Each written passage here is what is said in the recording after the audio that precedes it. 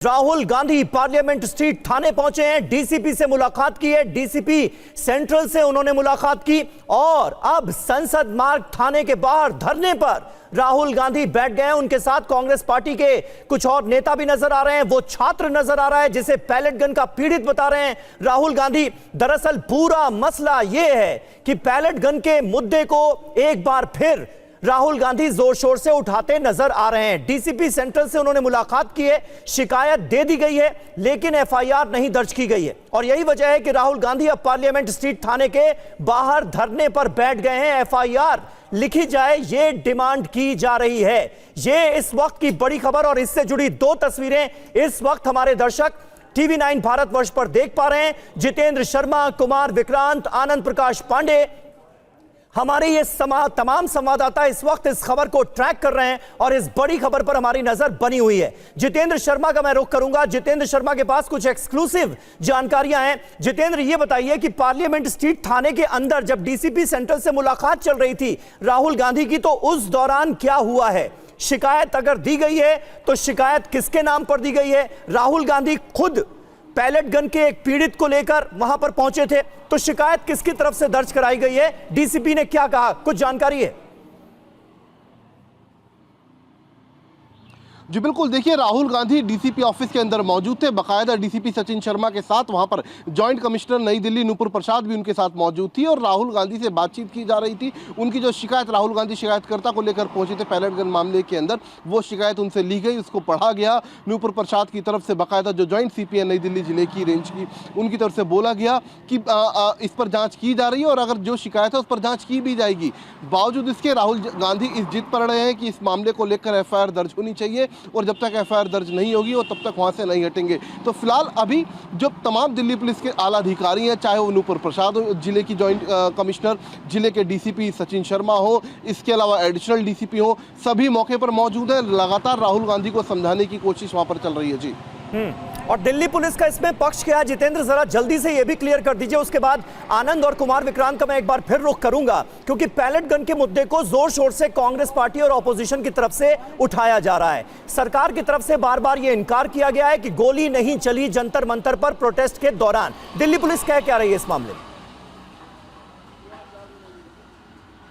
जी बिल्कुल, देखिए दिल्ली पुलिस ने पहले ही साफ कर दिया था कि किसी तरीके का कोई भी पैलेट गन वहां पर इस्तेमाल नहीं की गई है। हाँ। इस तरीके कोई भी इंजरी या फिर कोई भी गोली वहां पर नहीं चलाई गई थी प्रोटेस्ट के दौरान। खुद देश के गृह मंत्री इस बात को बोल चुके थे। बावजूद इसके लगातार जो विपक्षी दल है वो इस मुद्दे को उठाता आ रहा है, कुछ पीड़ितों को साथ लेकर, और अब राहुल गांधी पहुंचे हैं इसी तरीके के एक पीड़ित को साथ लेकर नई दिल्ली जिले के डीसीपी के दफ्तर में, जहां पर कोशिश की जा रही है कि इस मामले को लेकर एफआईआर दर्ज हो। लेकिन दिल्ली पुलिस का कहना है कि पहले जो शिकायत दी गई है उस शिकायत की प्राथमिकी दर्ज की जाएगी, उस पर तफ्तीश की जाएगी और अगर पुलिस को लगता है कि वाकई पैलेट गन जैसा मामला है तो पुलिस एफआईआर दर्ज कर सकती है। लेकिन जो शिकायत है उस पर पुलिस ने आश्वासन दिया है कि उस पर जांच करेंगे, देखेंगे उसमें क्या निकलता है। जी ठीक है, कई और सवाल हैं जितेंद्र, इस पर भी बात जरूरी है, क्योंकि पैलेट गन के एक पीड़ित को लेकर राहुल गांधी पहुंचे हैं, उसे पैलेट गन का शिकार बता रहे हैं। तो क्या मेडिकल हुआ है? क्या मेडिकल अगर हुआ है तो इसमें पुष्टि हुई है क्या कि ये पैलेट गन के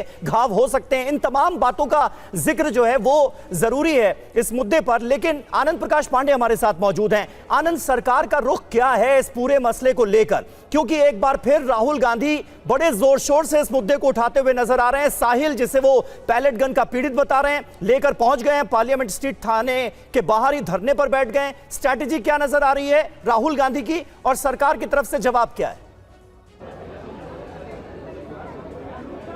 जी बिल्कुल, राहुल गांधी की स्ट्रेटजी साफ है कि इस मुद्दे पर सरकार को घेरा जाए, लोगों के मन में आशंका और शंका पैदा किया जाए जब तक पूरी तस्वीर साफ नहीं हो पाती। और राहुल गांधी उसी के तहत कहा जाता है कि जब आप विपक्ष में होते हो तो आप जनता के बीच में और सड़क पे ज़्यादा रहना चाहिए आपको। राहुल गांधी वही कर रहे हैं। इस मुद्दे को लेकर, पैलेट गन को लेकर भी लोगों के मन में संशय है, तस्वीर पूरी तरह साफ नहीं है। तो राहुल गांधी को लगता है कि इस मुद्दे को उठाना चाहिए और यही वजह है कि जो पीड़ित है उसको लेकर राहुल गांधी यहाँ पहुँचे, पहले डीसीपी के ऑफिस के अंदर गए, वहाँ उन्होंने शिकायत दी, जब एफआईआर दर्ज नहीं हुई तो उसके बाद आके बाहर धरने में बैठ गए।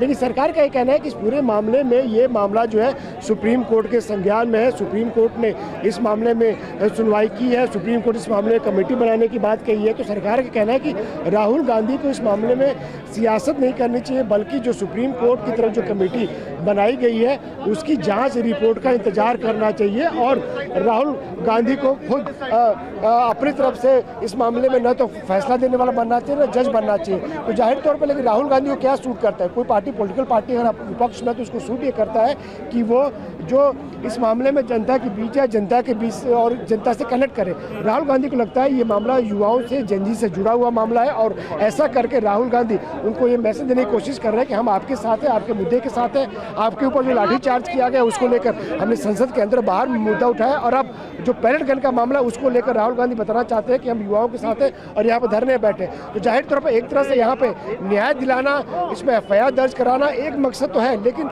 इसमें अपनी सियासत करना भी या सियासी मुद्दे को और आगे ले जाना भी एक मकसद है और उसमें कहीं ना कहीं राहुल गांधी उसी मकसद के यहाँ पे पहुंचे हुए हैं। क्योंकि अगर राहुल गांधी को सिर्फ इसमें रहता है कि सच्चाई सामने आ जाए तो सुप्रीम कोर्ट में ये मामला है, सुप्रीम कोर्ट ने कमेटी का ऐलान किया है, उसकी जांच का इंतजार करना चाहिए था। लेकिन राहुल गांधी इस मामले को लेकर जनता के बीच में सड़क पर है और लिहाजा वो चाहते हैं कि ज़्यादा से ज़्यादा लोगों तक उनकी बात पहुँचे, जेनजी तक उनकी बात पहुँचे, युवाओं तक उनकी बात पहुँचे कि अकेला एक राहुल गांधी है जो उनके मुद्दे को उठा रहा है, जो केंद्र सरकार को हेड ऑन लिया हुआ है और केंद्र सरकार को लगातार कटघरे में खड़ा कर रहा है।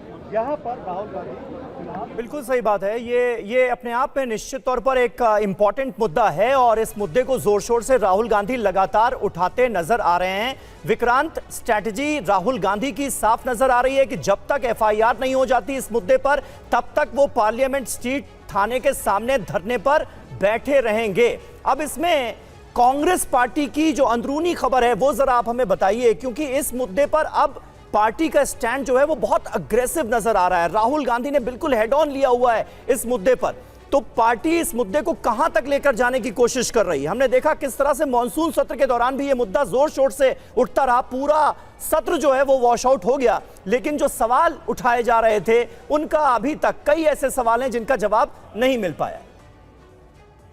ये देखिए, मानसून सत्र में ही राहुल गांधी ने तय कर लिया था जब तक संसद चलेगी तब तक छात्रों का मुद्दा वो लेकर चलेंगे, पैलेट गन का मुद्दा लेकर के चलेंगे, कील भरी जो लाठियां थी, कील लगी हुई, उसका मुद्दा लेके चलेंगे और छात्रों के साथ अपने आप को दिखाई देते हुए कोशिश करेंगे। यही बात जब कांग्रेस की मानसून सत्र के बाद जब कांग्रेस ने सीडब्ल्यूसी की बैठक बुलाई तो सबसे बड़ा मुद्दा यही रहा, छात्रों की गूंज जो राहुल गांधी कर रहे हैं। चौथा कार्यक्रम उनका होने जा रहा है पुणे में कल, छात्राओं की गूंज, और ये भी फैसला लिया गया कि अब देश भर में 800 जगहों पर छात्रों की गूंज का कार्यक्रम किया जाएगा, जिसमें कई जगह राहुल गांधी खुद भी मौजूद रहेंगे। तो राहुल गांधी की रणनीति बड़ी साफ है कि एक बड़ा वर्ग है जो कहीं ना कहीं उसके कांग्रेस के पाले में नहीं था या कांग्रेस को उतना पसंद नहीं कर रहा था।